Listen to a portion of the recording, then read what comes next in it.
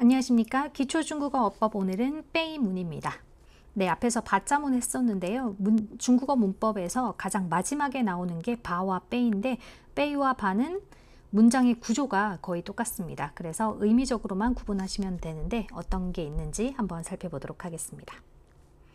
네, 일단 빼이는 피동문입니다. 영어의 수동태와는 전혀 상관이 없으니까 피동문이라는 거 꼭 기억하시고요.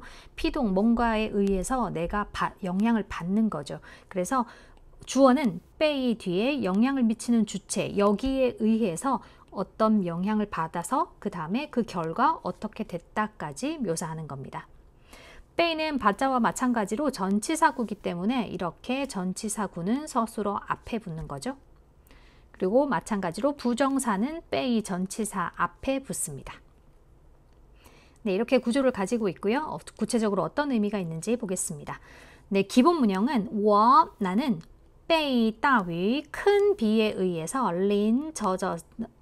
비를 맞아서 젖었다 까지 표현한 건데 我被大雨淋湿了 네, 그래서 큰 비에 젖었다 라는 표현입니다.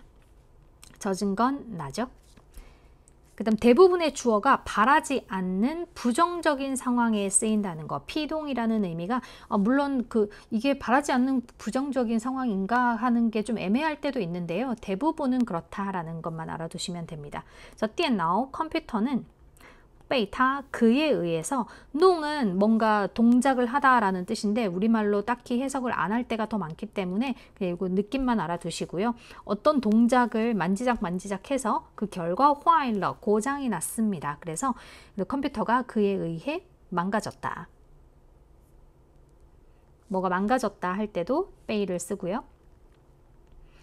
그 다음 구체적인 동작 주체를 언급할 필요가 없을 때 빼이 누구에 의해서 무엇에 의해서인데 사람일 때는 빼이른이잖아요. 누군가에 의해서. 근데 꼭 누군가에 의해서라는 게 정확하게 말을 해줄 필요가 없을 때는 그냥 빼이 피엔러 라고만 쓰셔도 됩니다.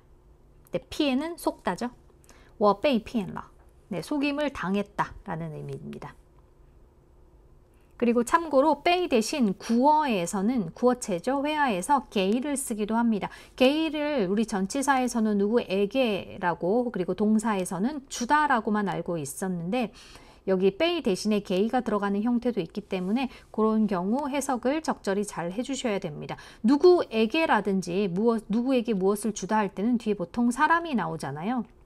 혹은 꼭 사람이 아니어도 이걸 주는 대상이 나올 텐데 봤을 때 문장에서 이 대상이 아니다 싶으면 빼이 대신 쓴 게이구나 라고 이해하시면 됩니다. 그리고 의미상 피동문이 있습니다. 이게 꼭 피동문으로 표현하지 않아도 그냥 그 단어 자체가 가지고 있는 의미가 피동일 때가 있는데요. 我的预约 내 예약이 取消了 내 예약이 취소하는 건 아니잖아요. 내가 취소하는 건데 이건 내랑 상관없이 나의 예약이 취소되었다라고 저절로 피동으로 해석하는 경우 이런 동사들이 몇 가지가 있는데 이거 나올 때마다 그냥 이해하셔야지 무조건 다 외우고 갈 수 있는 건 아닙니다. 이렇게 쓰기도 한다라는 거 알아두시고요. 자, 그 다음 피동에 찌아오가 있습니다.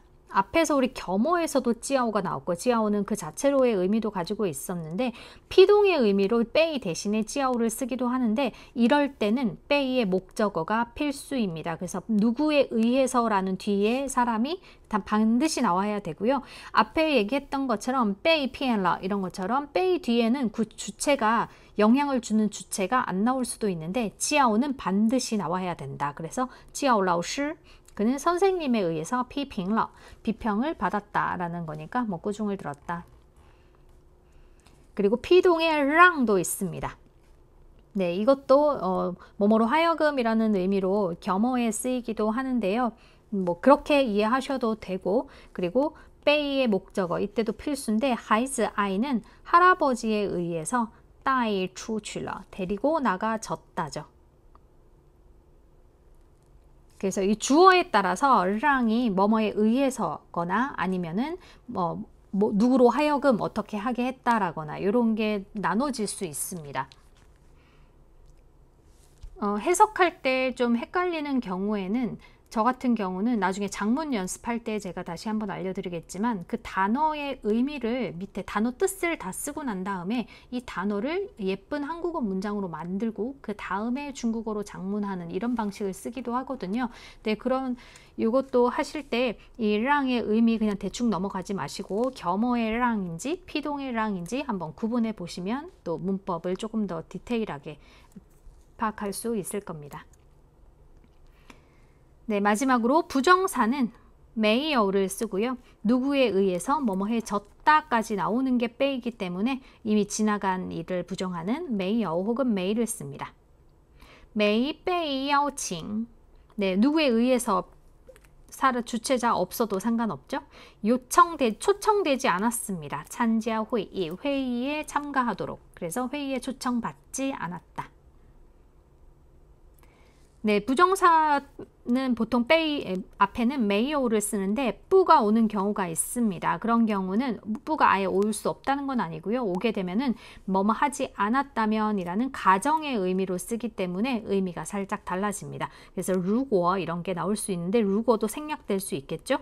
그러면 헷갈리지 마시고 이제 앞에 걸 가정으로 타 부베이 가오샹은 시험에 합격하다인데 부베이니까 시험에 합격되지 않는다면 그는 호이 실망할 거야.